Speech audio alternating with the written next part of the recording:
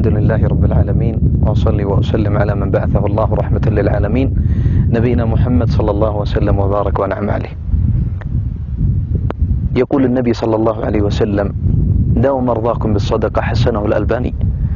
اللجنة الدائمة تقول في المجمع الفتاوى: لا حرج في الصدقة على نية شفاء المريض. قال العلامة ابن جبريل رحمه الله رحمة واسعة: قد يكون المرض عقاب على ذنب، فالصدقة تكفر هذا الذنب فيشفيها الله عز وجل. اسمع واسمعي معي هذه القصة العجيبة التي حصلت مع امرأة عجوز، وهي الآن حية ترزق في المنطقة الجنوبية، ما شاء الله لا قوة إلا بالله. هذه المرأة أصيبت بفشل في الكليتين، اللهم اشف مرضانا ومرضى المسلمين. وهذه المرأة لها من الأبناء ما شاء الله لا قوة إلا بالله من وصل بهم البر أن اشتروا لها كلية بنت بكر من قرية، أنا أعرف هذه القرية، وهذه البنت بنت فقيرة ابتليت، الحمد لله الذي عافانا مما ابتلاهم به. فوافقت هذه البنت، فتنومت العجوز والبنت وغدا العملية، فقامت البنت طوال الليل وهي تبكي حتى أذان الفجر. استيقظت الأم العجوز على البكاء: لما تبكين يا ابنتي؟ قالت: أبكي يا خالة على الحاجة التي جعلتني أبيع شيئا من جسمي.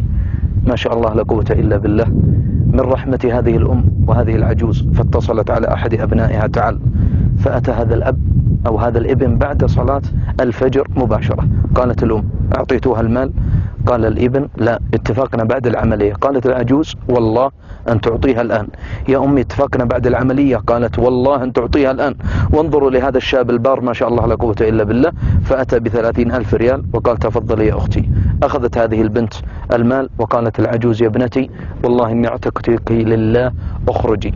خرجت البنت ودموع الحزن وإذ بها تقلب إلى دموع الفرح، فقالت للابن: خرجنا ومعنا رب لن يخيبنا. تأملوا، والغسيل كل يومين.